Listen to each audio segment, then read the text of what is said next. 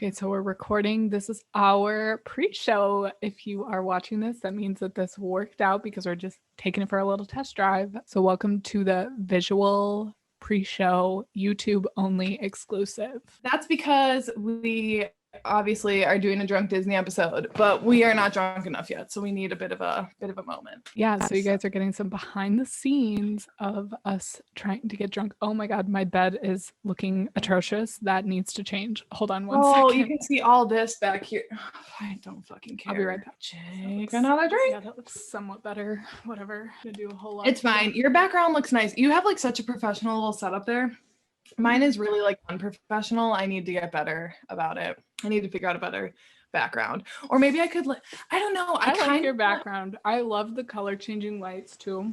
I think that looks so cool in the like the video portion. I literally never don't have those on. Like I have them on every single time. I never use like my big light because my big light is ugly in this room and it casts like a not great light. So I always have my like Walmart lamp from college and my TikTok lights on.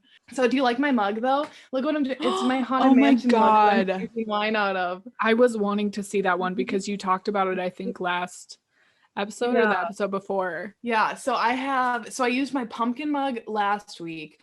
And then I have this one. And then next week, even though it's not like a spooky episode, but I have this one that I could use next week for my beverage. Perfect. I love that. That is so cute. On the back. And then when we we have our like holiday season, I have that one mug that says schnapps is better than marshmallows that someone got me in like high school back when we all just drank peach schnapps like almost exclusively. Ew. That was my first ever alcohol. Really? Oh, that was your first? I mean, yeah, like my first real like trying to get drunk alcohol. Wow. So now has that scarred you then? No, definitely not, because I didn't get like throw up wasted. Okay. But it was at Megan's house and she was like, should we take a shot of this? I feel like you were there. I was there. Yeah. But my first was UV blue and that was just, I mean, I'm scarred from that. Yeah, that stuff is nasty. Whatever. Do you like my haircut? I feel like I'm all over the place. Yeah. Oh my god, it's really short. It is. How did I not notice that? So I realized that the last time I got it cut was before the day of the Chainsmokers and 5 Seconds of Summer concert that I went to last year. Like that's oh my god, I got it cut. That was like before you were in love with 5 Seconds of Summer. I know. Isn't that crazy? That feels like a long ass time ago. It does, because I feel like I've been in this like mode for so long, but it still has not died down. Yeah. So it's been a while. So there was just like a lot of dead hair. So I was like literally cut off what you needed. So she cut off like 2.5 inches, and then I got curtain bangs. Yeah. Those are cute. You rock those. Oh my god. And then it like pulled back like that. It's such a look. Isn't that cute? That is so cute. Oh my god. So I'm when really did you do this? Just today? Yeah, just today. I got a cut after I got off of work. Yeah, it was nice to like get it cut because it's been so long. But I didn't tell her. I'm like, oh yeah, also I'm dyeing my hair in like a couple of weeks after our family pictures because she's gonna be like, Michaela, why do you always box dye your hair? Yeah. But it's so expensive. If I were to go in and like, I don't feel like she would do it as electric blue, or she would want to bleach my hair, which I don't want to bleach it to dye it blue. I'm going to finish off literally this full bottle of wine. So I had like one glass poured out of this beforehand. So it was maybe like to here-ish. Yeah, I have a whole bottle because unfortunately that is what I need to get drunk.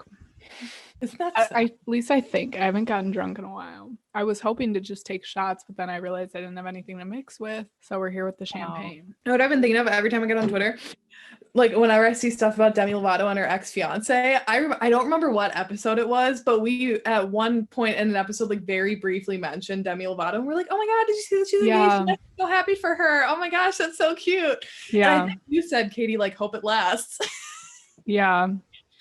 Dude, that went downhill so fast. It did. And he looks so bogus. Did you see that he like called TMZ and had them follow him to the beach? Sad on a beach. What a freaking joke. Yeah. I don't know. I guess we don't know the full story, but I'm going to side with Demi. No offense. Same. I do not know who this man is. Right. So yeah. Also her freaking song Commander in Chief. Gag me. That is such a flex. I didn't listen to it yet. And such I a saw it in my burn. new release Friday. Oh, Timmy's photo shoot that you Oh my God. lost your mind on. That I was literally not prepared for that whatsoever. And it was literally the first thing I saw when I woke up yesterday. And I was Really? like, okay, just freaking kill me when I wake up. That was wild. And then there was like a video, like visual of it or whatever, and he was like dipping his face in the creek or whatever and coming out. And I was like, Were you hyperventilating? I was seriously not okay. That man does something to me that no other man does, except for Jack. Love you, babe. I was gonna say, you want to mention your boyfriend? Everyone's talking about Amy, Miss Amy Coney or Comey or whatever. Oh my God. Is she really gonna? Have you watched any of the hearings or any of the footage of that at all? She answers literally nothing.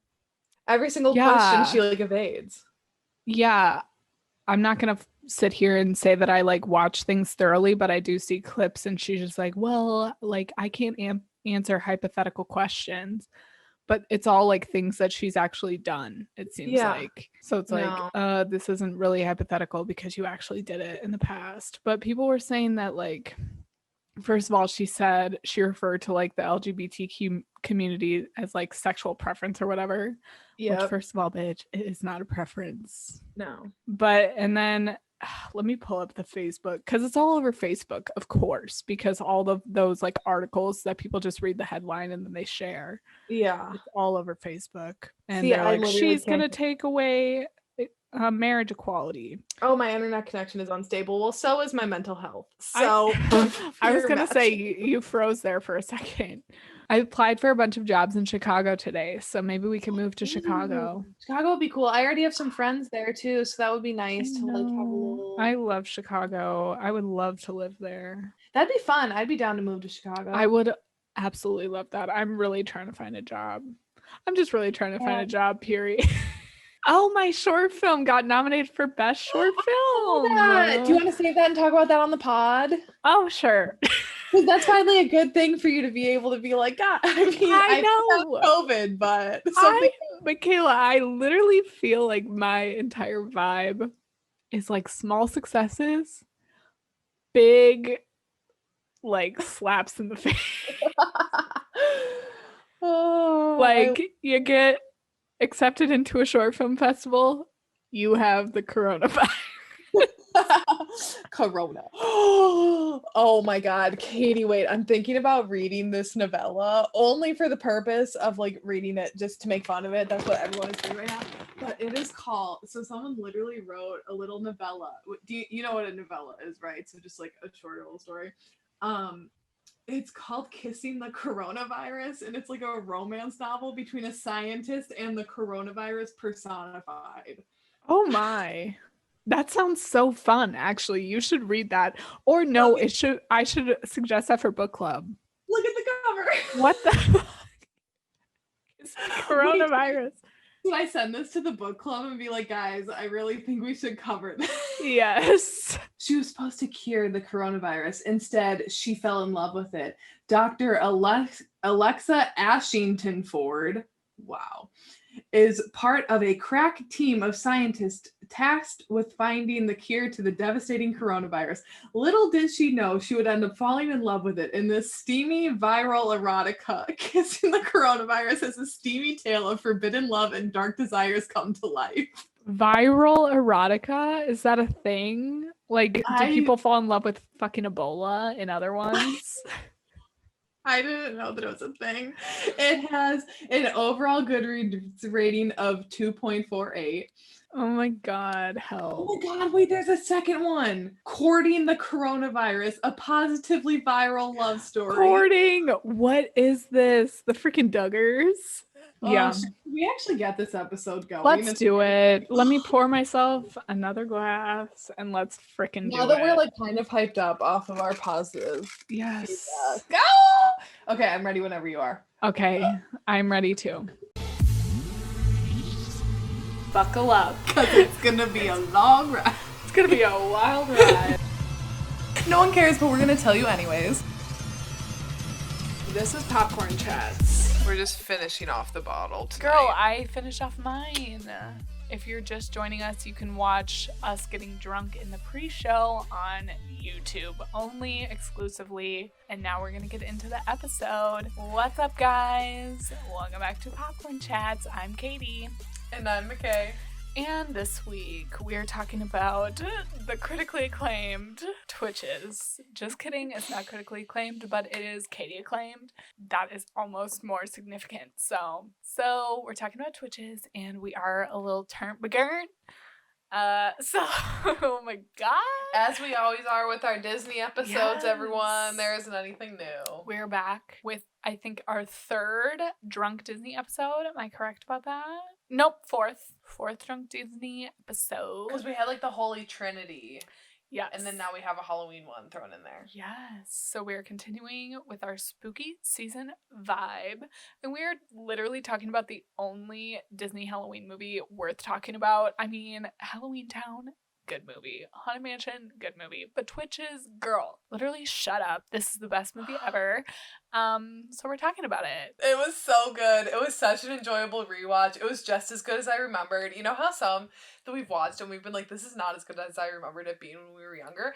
This one, like, it met that expectation. So good. I can't wait to dive into it. Phenomenal, and I literally don't think I've seen this movie since I was 12 years old, but rewatching it, that just made it better because I like forgot everything that happened. Katie finally is having something positive, wink wink, going on in her week, everyone. Katie, you want to fill us in on how your week has been? My personal life, my health, she's troubled, she's quaking, she is not okay. So if you listened last week, I did say that my family is having a bit of a COVID scare. That scare has since turned into a positive COVID test for my mother, my dear sweet mother. I have been so fucking scared. Like, literally my biggest fear was my mom getting the coronavirus because she has some throat issues, pre-existing condition. So I've been really worried about that. She now has coronavirus. She's fine. She is just really tired and fatigued. Those are like her only symptoms. And I'm happy about that. I most likely have the coronavirus. Let's just get that out in the open. My mom and I got tested on the same day, and I tested negative. She tested positive. Crazy, wild, tumultuous. We're confused, right? But it gets even weirder. I have had symptoms as pretty much as long as my mother has had symptoms, like just a little bit of a chest thing, a little bit of a throat thing. So we're handling it. I am in self-isolation. I am in my bedroom all the time. I've been in my bedroom for 3 days straight and counting. I'm not going to sit here and be like the president of the United States and be like, don't be afraid of COVID, blah, blah, blah. You don't want to get this thing, babies. But I'm just a little bit pissed because I've been doing everything right. I was telling Michaela the one risk that I've been taking is going to the gym, but I swear to God, every time I go to the gym, there is no one there. And I wear a mask, obviously, the entire time. And everybody there has to wear a mask. And if it's like a crowded area with other people there, I don't go in that area. I don't know how this happened. So here we are. Yeah, I probably have COVID. I talked to my doctor this morning and she was like, yeah, you have COVID. And I was like, honey, last time I was tested, I was negative. And she's like, yeah, just, Caitlin, you have coronavirus. Like, you have symptoms and you've been exposed by your mother. And like, literally don't even get a test because you've had COVID. But I went and got a test today, so we shall see. But I'm just staying in like I always do. I'm literally just always at my house, except for when I go to the gym because I want to be healthy and I want to be skinny. And just run on the treadmill for like 30 minutes and do like fucking 300 sit-ups because I hate myself and I just want to like not be fat. Katie, I feel like this is the part where I should tell you that you are not fat and that you do not need to do 300 sit-ups and run on the treadmill. Well, you are a skinny legend. Thank you, but yeah. So this is just a really hard time, but my biggest fear has come to fruition. And honestly, I'm coping with it pretty well, surprisingly.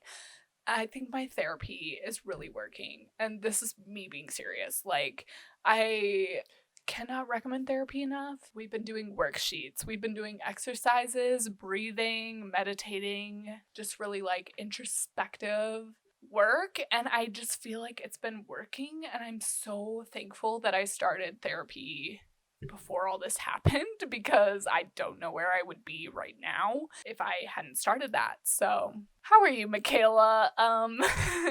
Katie Shout out is therapy. probably positive for corona. Welcome to the pod. I'm doing same fucking old. Ugh, Michaela lives with a Trump supporter also. We both live with Trump supporters, so. Yeah, so it is tiring living with a Trump supporter. It is emotionally and mentally exhausting and just extremely frustrating.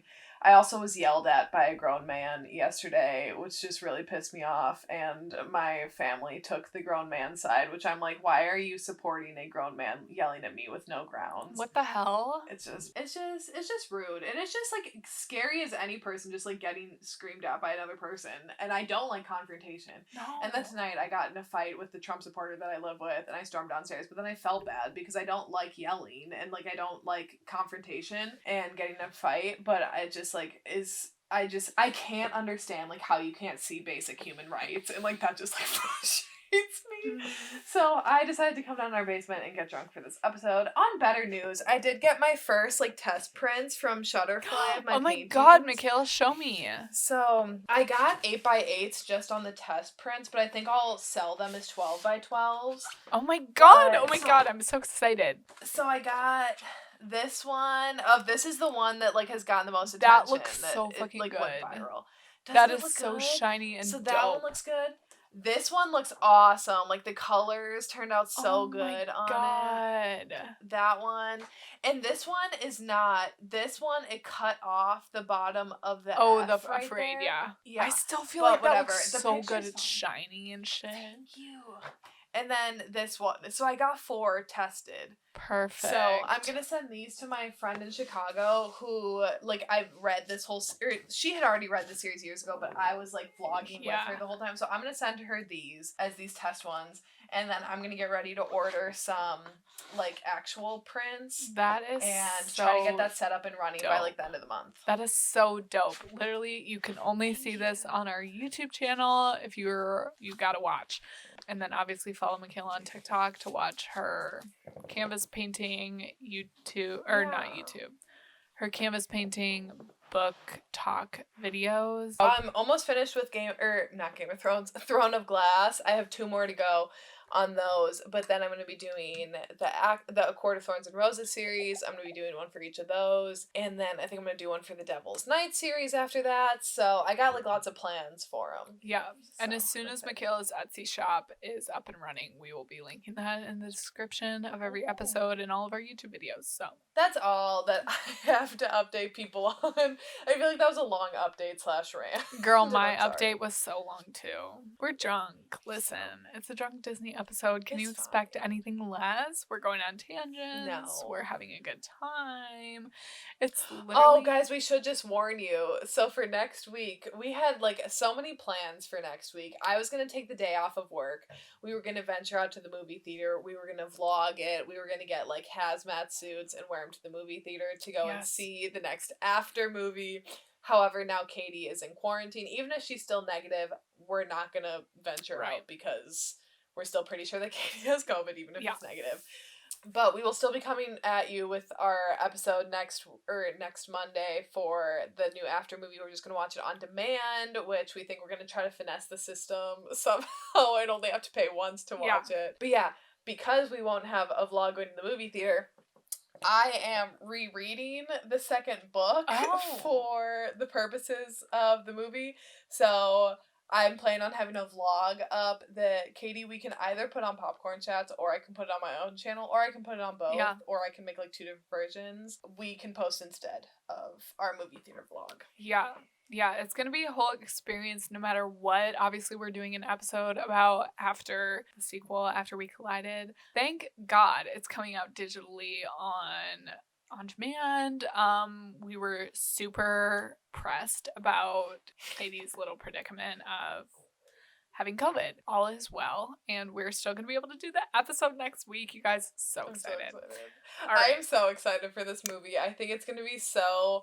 I have higher hopes. I think it is going to be better than the first one, but it's still just, like, not going to be... I think it's going to be, like, in 50 Shades, where it's, like, so cringe and bad that you, like, love it. So yes, I can't dude, wait. No, but it's, like, 50 Shades, where it's, like, the talking and everything is so, like, freaking annoying and cringy and gross, but then you get to like the sexual parts and it's like, oh, okay, oh, I kind of like this. Yes, I'm really excited for it. I can't wait. I'm So, so excited. guys, I'm really get enjoying ready. the reread on this book too. I just gotta say that. I know there's so many opinions out there about these books, and I'm not even saying that they're good. They are definitely not great books, but I'm enjoying myself because it is so easy to read.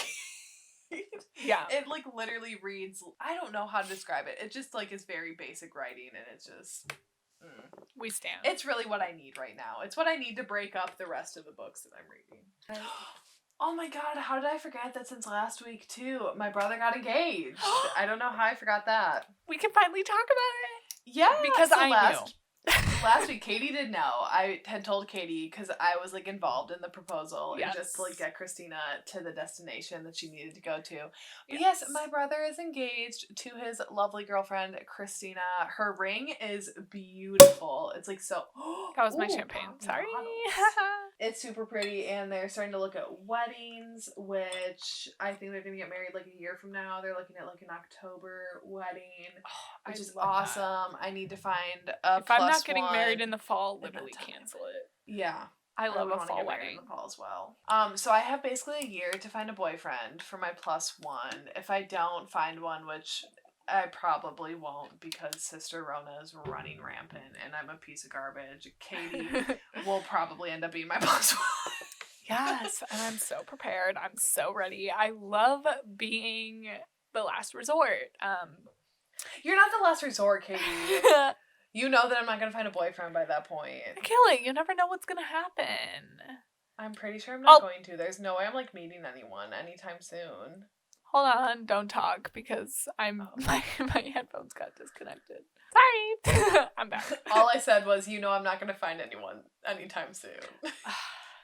They always say as soon as you stop looking, that's when you find someone. So, well, I haven't been looking for like 2 years. So let's talk about motherfucking Twitches. This is going to be a lovely episode to edit. I already know it's going to be a great time for me. So, Katie, why don't you hit us with your standout star? Oh my god. Okay, my standout star is motherfucking Cameron. I love that bitch. I think she's my favorite out of the two twins. Obviously, no shade to Alex because I definitely appreciate her contribution to this film. However, I just felt that Cameron was more lighthearted. I was more drawn to her.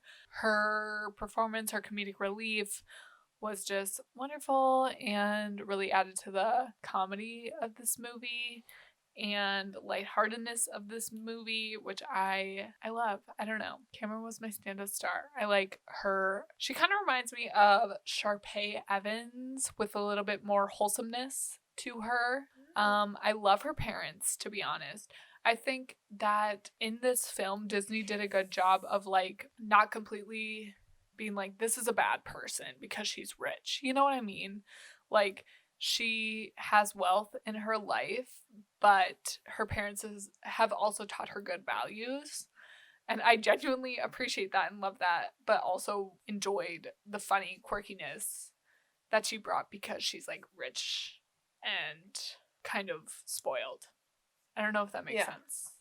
But like how she's screaming all the time and how she's just like, oh my god, you know? I definitely vibe with people like that who are just like fabulous beyond compare. I like the Sharpay vibe. If y'all don't know, I gravitate towards those characters, but I liked that Cameron wasn't mean or evil. She's literally like my perfect character.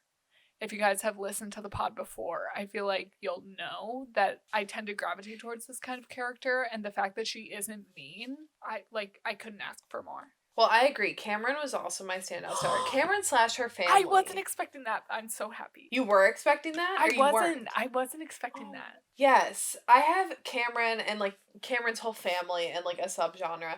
Because first of all, I just love her parents. Her dad is so funny and so quirky. Her dad. Oh And my god. Yeah, and same with her mom too. Her mom is so supportive. I love the conversation that her and her mom have towards the end of the film when Cameron lets her know, like, hey, I found my birth mom and like I think I have magical powers. Like, well, for not the magical powers part, but the part of finding her birth mom. Her mom was like so cool about that. And like you can just tell that they genuinely love each other. And the father too, like they just have such a cute relationship. Yes. And yeah, I think Cameron is such a great character because she's like bubbly and kind of like the rich girl, kind of fits that stereotype, but she's not that stereotype. She's not mean in any ways. When she sees Alex, she's not like super vapid. She's not super vain.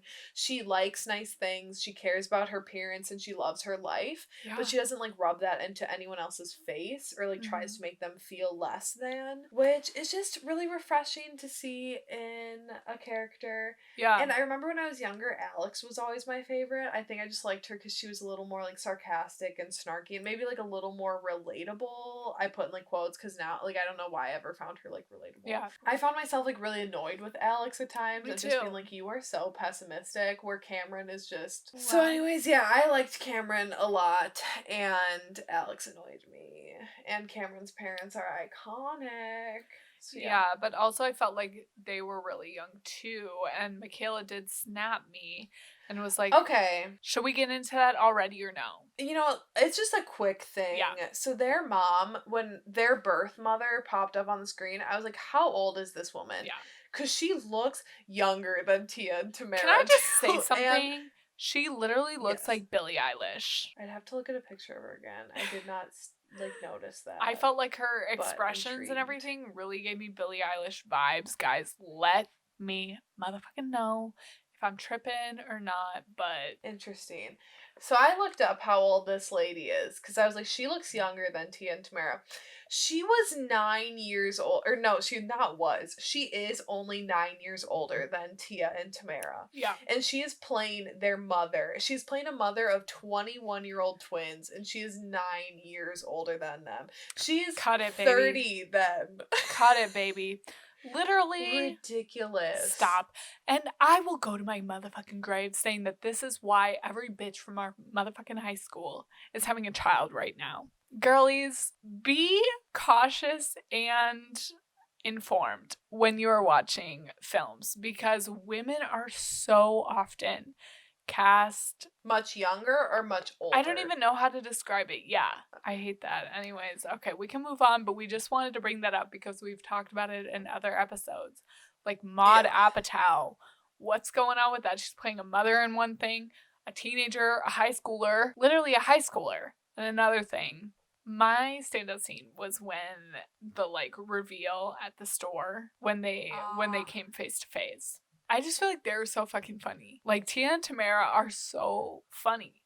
And they make it believable, like, that they didn't know each other, which I feel like would be really hard. When you've literally grown up together from the minute you've been in the world. Exactly. Like, I feel like it would be so hard to act like this, but they do it flawlessly. And they get no recognition, obviously. I just think that moment is so funny in the store when they first come face to face. And Cameron is just screaming. And Alex is like the rational one trying to be like, like this isn't happening. But then she's like, okay, you look like me, but like that's it. And we're going to move on from this. And Cameron's like, I knew something was going to happen today. And Alex is like, I kind of knew that too. But like, it's just a weird coincidence or whatever. I love the like black and white. We're completely opposites. Whatever, and how it's all coming to fruition in that moment. I just think that that moment is the most, not the most entertaining part of that film, but the most entertaining part of the film for me. Okay. All right, what's your standout scene is when they're testing out their magic. I think that is a fun The scene. montage. Yeah, I love a montage. With okay? the go-go song. Yeah, I love a good montage. I absolutely too. love when they're like getting into that mode of their relationship. and discovering their powers. I think it's just fun. I like the music going with it. The soundtrack in this movie is just absolutely banging, and it's just a fun scene. It's just cool in their relationship and cool in the magic world that we're like getting introduced to. That was a close second for me. I loved that montage. Do you like montages? Oh my god, bitch. I have 2 in the movie that I'm writing already, and I can't wait. I just have the first half written. Montages are the best motherfucking thing, and people love it. They do. Even if you say you don't, you do. Because even like my favorite part of the kissing booth too is that montage of them in wherever they were visiting each other. That was cute. Yeah. Oh, yes. That was the literal best and gave me so many like fall Boston vibes. Like it made me want to go to Boston. Love that. Yeah. But yes, I love a good montage. I love We Got the Beat. Well, I did also just want to shout out Karsh and Ileana. I love them. I love Ileana. Can and I Karsh, just say they though? Are the type. Oh, sorry. I just wanted to say that I don't really understand them. But you go ahead with what you were going to say. I was just going to say they are the type of characters that would normally annoy the absolute crap out of me in something. But for some reason in this movie, they just work. Yeah. They work together. They work in the setting. They work with Alex and Cameron. I really enjoy them, and they're a good like bit of comedic relief, and they're campy but not like over the top in a way. For some reason, I really vibe with them.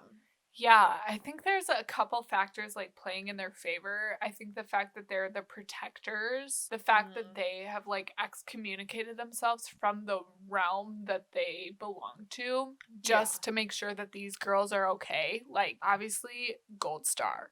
And then the comedic relief factor that they bring into it. I think Ileana is kind of like this dumb, kind of ditzy character. And then the fact that Karsh is like annoyed with her but still loves her, you know, when they're in this on again, off again relationship. Love that. It's kind when of like a mature in Cameron's house, and then they're like, "Oh, you two are," and they're like on again, off again for the last 21 years. Yeah, and that was just like such a cute little moment. It brings a really mature vibe to this Disney film. They're not overly done as like super dumb and super out there. Not to compare them to the genie in Aladdin, because the genie in Aladdin is like a genius character to me. However, they almost remind me of Genie in a way where like they could have gone wrong with that character in that story and like made him just like so over the top and so outrageous and to the point of being annoying, especially in a kids movie.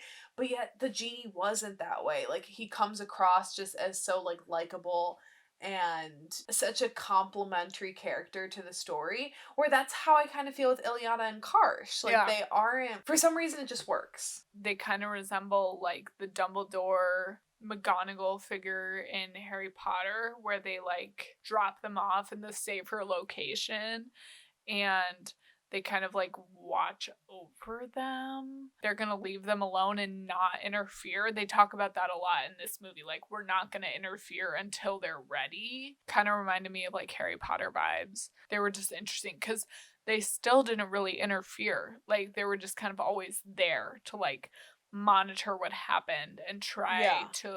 They knew that like the girls had the capability to save and like contribute to the greater cause that Karsh and Ileana were fighting for, so they knew that like the girls had it in them. So Katie, what's your earliest memory of watching this film? Oh bitch, okay. That question just sent me. I remember literally coming home from trick-or-treating and just plopping myself down in front of the TV with my motherfucking pumpkin bucket and just eating them Reese's Pieces and Kit Kat and watching this movie. The purest memory ever. Just like getting home from trick-or-treating at 8 p.m. or 8:30 or whatever and sitting down and watching this movie that came on TV. I definitely felt the need to have some Halloween candy while I was watching it. I literally wrote that down. I wanted... Did you really? Yes, I wanted some Reese's Pieces or some Reese's. Maybe I should go upstairs after we're done recording because I think both my parents will be in bed and try to sneak some dessert. Can I just say Unless if they that threw it away. frozen images at the end of this movie and the credits rolling sent me to another dimension and another Yes. time and place. Yes, I love the credits on this movie. Me too. Oh my God. Why is every Disney Channel original movie like that? But I love a good credits Me sequence. too. I feel like credits are underrated and underutilized often. Me too. And I also feel, you know, when movies have credits and then another clip, Yes. like the Twilight movies did that. Do you know that in the 5th Fast and Furious movie, there's a deleted scene, or at the end of it, that shows that Letty, Michelle Rodriguez's character, is actually alive, and she did not know that that scene was in there and that her character was alive until she saw it. See, I love that. I love that type Isn't that of stuff. awesome? That's why people Yeah. stay like in the movie theater throughout the entire credits. So I don't really have any like super distinct memories of this movie. I just remember watching it when I was younger, like, and whenever I saw it on Disney Channel, always clicking on it and watching it. I don't have like one experience that sticks out, like High School Musical or Camp Rock or something. However, I do just have such fond memories of this movie as a child, and it being like genuinely my favorite Halloween movie when I was younger. And being scared of the darkness when I was younger. Okay, like me that genuinely too. would That scare generally me. freaked me the fuck out. That's like one of my first notes on here. Yeah, that the darkness. I have to say, the special effects on this, not bad for like the time and probably the budget, and for it being like a made for TV movie. Yeah. Pretty good and pretty creepy. Yeah. Dude, I don't like like we get to see the person that is embodying the darkness. I think that's what feeds into like the creepiness factor for some reason. Yeah. And let me just say, watching this as a grown-up, that uncle immediately on my radar. Yes. Not as a child, but as a grown-up, that uncle, I'm like immediately got my eyes on. I'm like, Yes. there is something wrong with He's this man. sketched from the beginning, and that's kind of the Yes. same vibe with every Halloween movie. Like Halloween Town, the mayor of the town is immediately sketch, and then he's Calabar, the crazy, spooky guy. I feel like it's always the really, really good guy that turns into the bad guy in these like Disney Channel Halloween movies from our time when we were younger kids. I'm just always more cautious about the good guys because there's just something about like a villain just owning that they're bad that good people will never acknowledge. That Yeah. I don't know, I just always feel like I gotta keep my eye on the really good people. Also, the fact that he married his brother's fiance, I feel like is a for That's sure red disgusting. flag, because that has been a literal red flag since Shakespearean times. If you've ever read Hamlet, We read that in when English. the uncle marries your mom, get out. There was no chemistry between them whatsoever. No. No sexual tension. No. I like would doubt that they ever consummated that marriage. No, and I definitely felt like that was part of the vibe. Like she just accepted him as a supporter and helper. And then he was Yeah. just like, well, I'm not really going to help because you're not going to fuck me. This is one thing that I did want to bring up. T and Tamera are most likely way older than high schoolers. And I'm so glad that in this movie they are 21. I wanted to bring that up as well. Let's discuss it because I was shook when I'm I so realized that they were happy. 21 in this. It's just so off-brand for Disney to have characters that are 21 and be the stars. Every character is like 13 to 16 Yes. pretty much. Even like 17 is kind of pushing it. Yeah.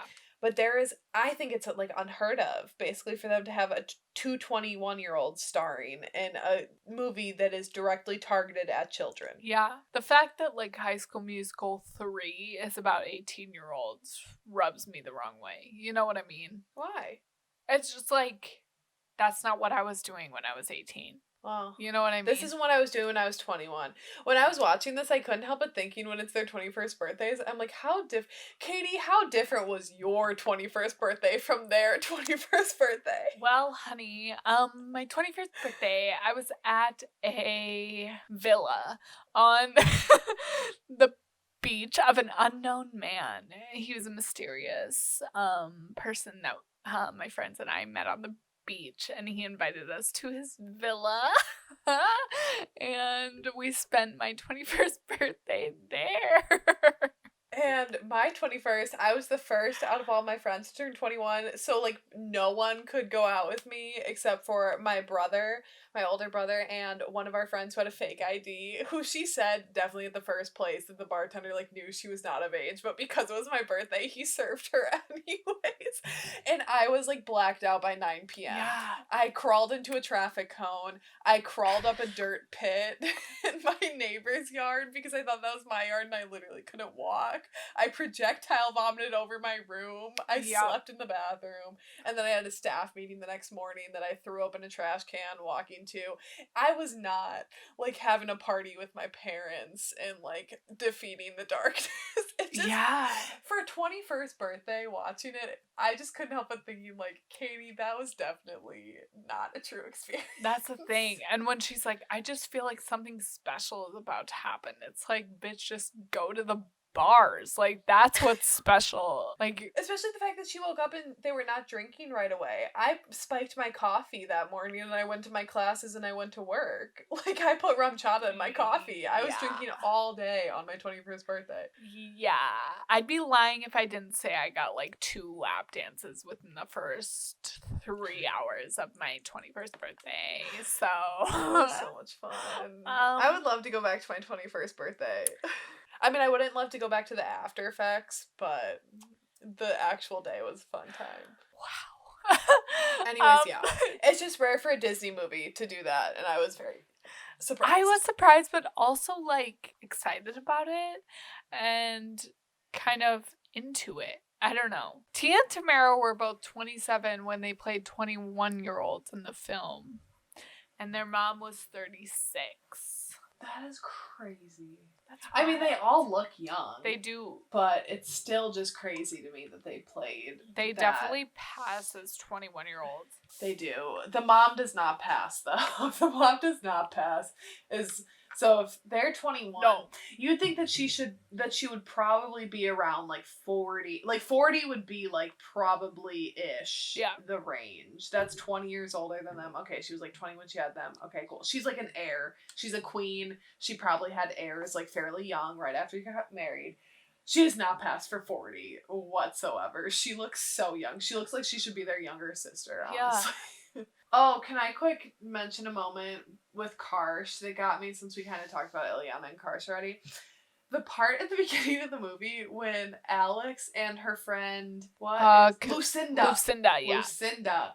Okay, so when Alex and Lucinda get on the bus and Karsh is sitting there, but we like don't know who Karsh is, really, or like they don't know who Karsh is, and he looks at that when Alex like leans over, or they're chatting, and he leans over and he's like, "You definitely have the powers," and they're both like, yeah. That moment, I laughed out loud. That got me going. I thought that was funny. Yeah. I thought the look combined with him just like being a bit of a weirdo, like that fish out of water thing, was just funny. And I felt like him and Ileana were kind of like stalkerish vibes, but the fact that Cameron and Alex acknowledged them as stalkers was like good, because otherwise it would have been weird if they were just like oh whatever and disregarded that. So I'm glad that they were like, oh, that's weird that they're doing that. I didn't remember that they were like night and day, and I just felt like that detail was super good. And I'll get into more of this later, but I feel like twin movies are so much like they look exactly alike but they're complete opposites, whereas in this movie it makes sense. Like, they're night and day, and their powers are so different, but they need to be together to, like, defeat this bad thing. And I love that they're night and day. Like, one of them draws and one of them writes. I just think that's so cool and so, honestly, like, far ahead for a Disney Channel original movie. I had forgotten about that as well until I saw their necklaces. Yeah. And I was like, oh my god, yeah. And I think that I noticed more of the differences between the two of them of like playing up that 9-day thing. I think when I was younger, that kind of like slipped my mind a bit, and I was more just focused on like the physical look of being like the sun pendant and the moon pendant. Yep. But then watching it back now, like I appreciated like the different personality traits that they instilled in each to further show that difference. But Katie, would you want to be the night or the day? Well, I kind of wish I was more of a morning person. I tend to, like, if I let myself sleep, I will literally sleep till 11, but I do genuinely enjoy the mornings. Cameron's day, yeah. Yeah, if I could be productive in the day like Cameron, I would elect to be that. I wish I was more of a morning person than I actually was. I really do enjoy the mornings when I wake up to see the morning. I agree. I like the night vibe better, and I like writing at night a lot more. I don't really like writing during the day at all. I feel like night is like where I get to, like, I feel more creative. However, Alex not being able to sleep at night would absolutely drive me crazy. And I think it's just because I have like a corporate job that I'm used to waking up early, that even on the weekends, like, I can't really sleep in. I think the latest I can sleep in is like maybe 8:30, like, and that's even pushing it. And I hate sleeping late because then I feel like I'm missing and like wasting the day. So I think I would be more day vibes. And I'd rather like be up early and doing stuff than waking up at like 11 or 12 o'clock and having like I feel like I'm wasting time when I'm sleeping like that. We already talked about Thantos, which is like Thanos. Every Both bad guy. That was absolute trash. Although when that fool got wrapped up in that chair and then like broke free and he's like, "You can't tame me," I was like, "Get out of here. No one thinks you're cool." Yeah, he's such a fuck Absolutely boy. no one. I was a little confused by the prophecy at the beginning, and that's probably just because I'm stupid. And also I have coronavirus, and I'm a symptom is just being confused. So, hello. Is that an actual symptom? Yeah, they said if you're confused, go to the hospital. That's such a funny symptom. I mean, it's not funny, but it's also funny. I know. Yeah, I just feel like no one is doing this on their 21st birthday, but to each their own. Honestly, I wish that I was born in September or October, because I feel like I was born in the wrong month. Obviously, you were. You're not a March vibe. I'm literally not a March vibe, except for the fact that I am an alcoholic. What's up, bitches? I am of Irish descent. Like, literally, I am 99% Irish. What is your star sign? What's March? I'm Pisces. Do you feel like that's accurate? Oh, for sure. I'm like Okay. so sensitive. It's debilitating. I'm really Irish. I'm really like, that's the only thing I vibe with, is like, I know how to get lit. I would argue that, Katie, you really don't, though, because you are allergic to alcohol. So Katie gets like one drink in her that is not a White Claw, and Katie has an allergic reaction, and she's like not feeling well. She's laying on the floor. The next day, she's sick all day long. Okay, true, but that won't stop me. Like, if It the won't stop only her. thing available is a Mike's Hard, or that's a bad example. If the only thing available is like vodka Red Bulls, I'm gonna drink that. Do you remember how many Mike's Hard we drank at Country Jam when we went? That's disgusting to think about. Michaela, literally don't ever talk about that. There were Confederate flags at that event, and I will refuse to ever be in the presence of that event. Like, that was it was gross. Dark time in our past. That was dark. The best part of that weekend was going to the electric rodeo that they had there. It was like the rave at a country fest. And pretty sure I had my shirt off and I was drenched. I think you did. Yeah, because they were spraying people with hoses, and there were go-go dancers, and they looked so hot. The and Katie and I were both just like watching the go-go dancers the whole time. Honey, that is where my sexuality blossomed. I was literally so attracted to those go-go dancers. They were killing it. You will never catch us at another one of those. Never. I didn't even know what a Confederate flag was. No. I didn't either. Which is so sad. I hate that. This episode, I am dreading already editing. It's gonna be all over the place. I hate this. I just have to say, I genuinely loved the world building and the plot that was done in this short amount of time. Yes. For them to set up this fantastical world that has like portals opening, which already I'm like so here for the multiple portals in the world, because I'm about to go on a little side tangent here. I promise I'll try to keep it short and sweet. But I think you are so ignorant if you think that we are the only people in the entire universe, or the only like living, breathing thing in the entire universe. And I have to throw back to Throne of Glass that I just read. So, but this one author, her name is Sarah J. Maas, and she wrote these 2 huge series, the Throne of Glass books and A Court of Thorns and Roses books.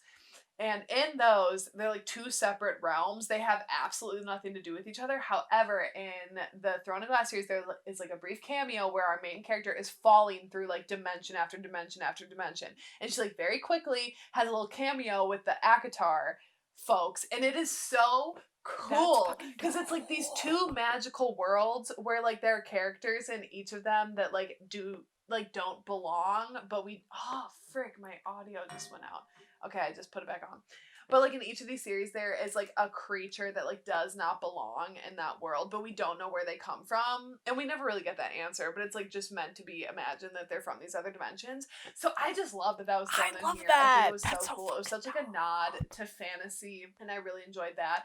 And also, it did a lot in a short amount of time. They didn't spend like so much time in Covenant. Is that what it was called? Coventry. We didn't spend a ton of time there. However, what we did there, I felt like the time was very well utilized and very rich in content. Yes. Maternal relationship, and how Alex got that alone moment with her mom after losing her mom, her adoptive mother. I felt like really did a whole lot of establishing that relationship and also that world, which is weird, but I feel like the mother is so much of Coventry in this first film, and there's also the Twitches too, where they're like going to Coventry more. But in this first film, the mother is so much of like the personified version of Coventry, and I think you're totally right with the world building and how Alex knows the world and Cameron sees the world. I think that does so much, just knowing that about both of them, that character trait of both of them, that does so much in like building the world of Coventry. So it's like we don't need to spend a whole lot of time there. This is really literally cool. Just a phenomenal film. Like in terms of a Disney Channel original movie, like I don't think many people understand how good of a movie this is, and like for a Disney Channel original movie. But I think just the fact that like T and Tamera, if you think about it, they were 27 when making this movie. They're experienced actresses, and they've had an ABC family television show, which is no small feat in this time of like the 2000s. And also, I do like the relationships that are built up in between these worlds. I feel like that's very strong in this as well.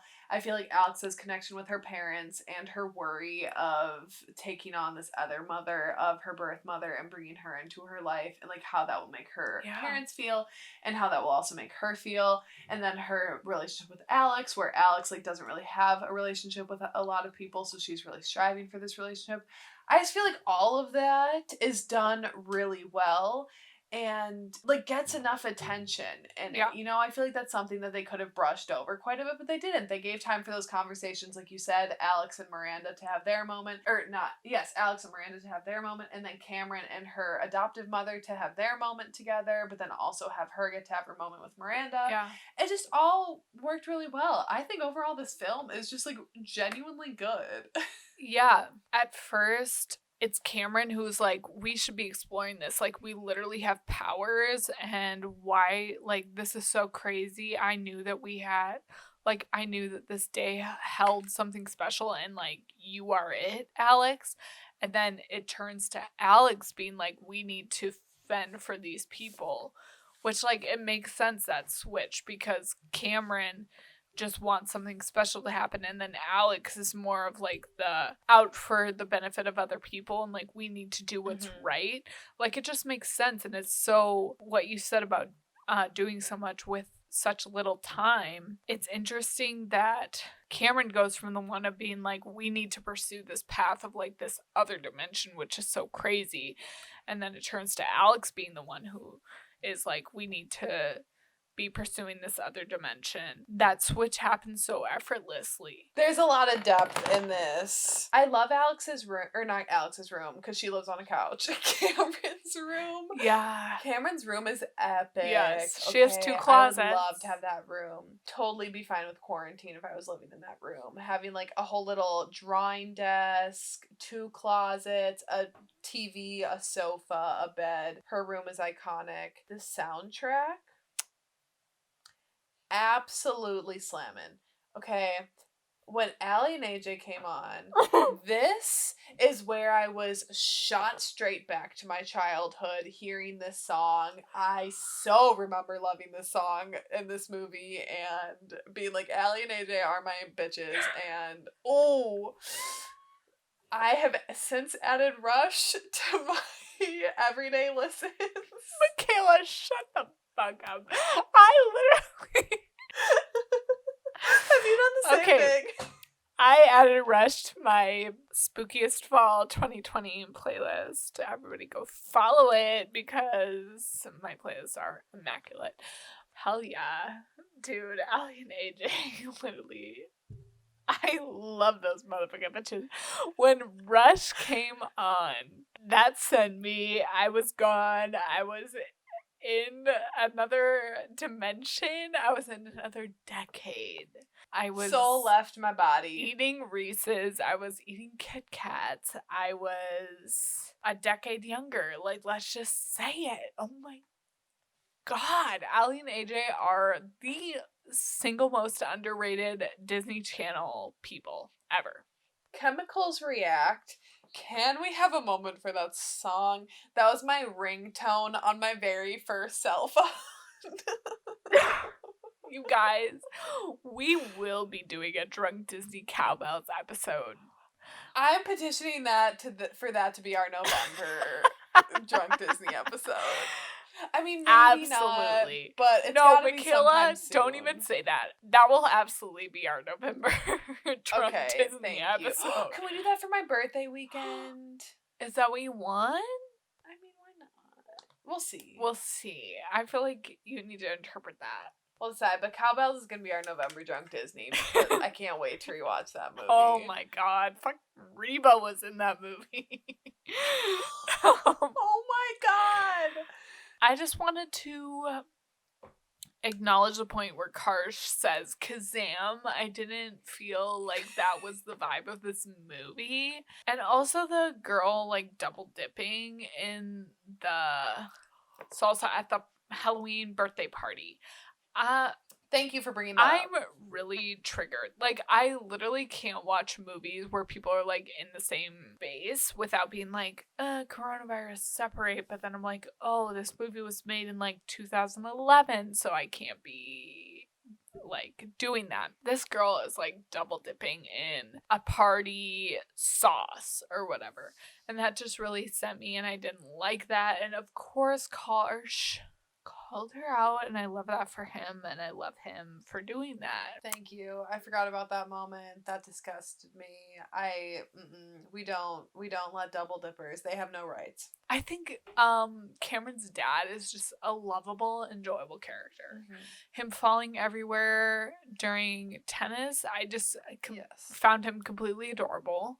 Although I do have to say, Cameron calling her daddy at the age of 21 is unacceptable. Absolutely agree. But yes, agreed, the dad playing tennis was a lot of fun. Also, I loved all the costumes again. I hated Cameron's that she was dressed up like a princess. I mean, if was on brand with her character. It's just not my type of costume. However, the mom's costume was very like Elizabeth Swann-esque, and I was here for it. Me too. The mom looked great. Yes. Oh, and whoever did the birth mother's makeup, Miranda, needs to be fired. Her makeup was so bad. Oh, yes. R.I.P. And I don't know. I just think they should have casted somebody older. The cupcakes at Cameron's birthday party that Lucinda is eating, I wanted those. The breakfast that Lucinda's little sister makes Alex on her birthday, absolutely not. You wouldn't have caught me eating even one bite of that. No. Anything the candy corn touches, I do not want a No. part of. Candy corn is absolutely disgusting. By far the most evil candy that has ever been existed. I want to talk about the Halloween vibes. So I know that we talked about last episode with Hocus Pocus how we didn't love the vibes in that film. In this movie, I felt like Cameron's birthday party really brought the Halloween nostalgia, fall vibes, brought it to top notch. They do a really good job of like scattering leaves everywhere when the girls are going to Coventry, and the decor at Cameron's like Halloween / birthday party was like literally exceptional, and I want to have that like birthday / Halloween party. I agree. I definitely got way more Halloween vibes in this with Cameron's party, with the darkness theme and everything, with the coloring and stuff. However, I think part of it too has to do with the nostalgia factor, where with Hocus Pocus I don't have that for this time of year, where with Twitches I do have that for this time of year. So I do think that does play like a small part in it, but also I just feel like it gives off major Halloween vibes. Yes. Which, again, I love a good Halloween party. When Evan and Christina were talking about their wedding next October, so one of the weekends that is open for the venue that they're looking at is October 30th. And I was like, you guys could have a Halloween themed wedding. And I'm like, first of all, how cool would a Halloween themed wedding be? I actually think that would be something that I would consider, mostly because then I could wear black, and I don't really want to wear white on my wedding day. That I just think a Halloween wedding would be such a vibe, and I was getting that when I was watching this movie with the Halloween party. I was like, that would just be so cool. I wanted to ask you, would you rather be all knowing like Alex or all seeing like Cameron? So would you rather like draw and picture everything or write and like know everything about the world? I feel like writing, one, just because I feel like that would benefit my career more. I'm not planning on like being an artist, but I would love to make a living as a writer. So I'd say all knowing. But also there's like something, I don't know. Actually, Alex's would be better because it would leave less room for interpretation. I feel like where Cameron's of just being able to like make these pictures and then try to make them make sense would drive me crazy and like make me really anxious. Or if I know more of the details, it would take away that bit of anxiety and the unknown, you know? Yeah, I feel the same, like knowing how things are gonna, I don't know, like knowing everything about the world, but then also Alex kind of has this view of like things are really dark and things are really bad because she knows so much about the world, whereas Alex like visualizes the mom and like who she is actually and visualizes Thanatos or whatever. So I don't know. I think I would have chosen knowing, but I think Alex is flawed in the fact that she knows everything because she assumes the worst and everything because she knows everything. Or at least she thinks she knows everything. There is like a level of blissful ignorance in Cameron's that Alex doesn't have. Right. Like Coventry and the workings of it. Would you rather be expressed like all that information? Would you rather have that delivered to you through writing or drawing? I would say I admire looking at art, but I would say I'm not as adept at interpreting art. So I would say reading because I mean that's literally all I do, and I feel like that would be the easiest medium for me to absorb it in the most correct way, I guess. And like if I had to choose the way to tell it too, it would be through writing. I would love to have a twin. I really would. I would just like to have another sibling. What would you do though? Like if you came face to face in a shopping mall. And it's always the same thing with twin movies. It's like they come face to face and it's like they like freak out, but they're complete opposites. And then they switch places and they have to learn how to like be the other one. Obviously they don't do that in Twitches, but it's still like they look the exact same, but they're complete opposites. Like why is it always the same with twin movies? Probably because what's the fun of watching two of the same characters starring in a film?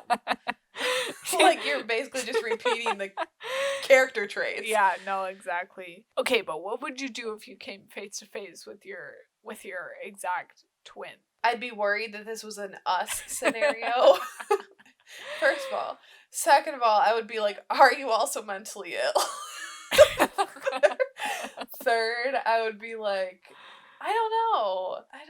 I guess I would want to like get to know them, but Yeah. also that would like really just throw me off to know that there is someone else. And also I'd just be curious to see how they look, because I feel like Yeah. your surroundings have so much to do with how you look. So I'd be like, do they look similar to me, like hairstyle, body type, that wise, or is Yeah. that different?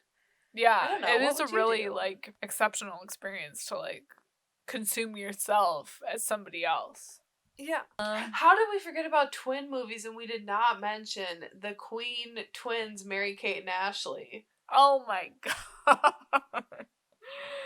Oh, Mary Kate and Ashley, I love them. The Challenge. Can I watch that anywhere? If I can, I'm watching that movie this weekend. Do you remember that one? The Challenge? Do you remember that movie? No, I remember their like original whatever VTR. Oh no, it's only Mary available Kate- on iTunes. Mary Kate and Ashley sing along where it's like, bruh, they're for sale. Only 50 cents. It was The Challenge and New York Minute for me. Those were my two like. So okay, main that's when Mary they're Kate and older. Ashley Yeah, movies. I used to watch them when they were younger, like they were like the detectives or whatever. Overall, Twitches is my favorite Halloween movie to exist, and I don't think it will ever be topped. I think it is genuinely a good Disney Channel original movie for the standard that we're looking at there. And I loved every minute of it. It was a great rewatch. T and Tamera are the most talented actresses to ever. Well, I won't say that. T and Tamera are super talented. I think their chemistry is unmatched. And I mean, obviously, since they're twins, it makes sense. But, like, really, truly, they just mesh so well on screen together. I wish that their careers were bigger now. One of them is on some sort of Talk show. of those talk shows. Or at least was for a long time. They're having kids. Yeah. I think they both have children. I'm pretty sure they're both married. Guys, it was a drunk Disney episode. We loved, we felt, we cried, and Katie has the coronavirus, so we're just dealing with that. We're conceptualizing it, we're processing it. We're logging off for the night. Please stay safe, please stay inside, please make sure you're registered to vote and just be a good fucking person, please. Yeah. Lilas.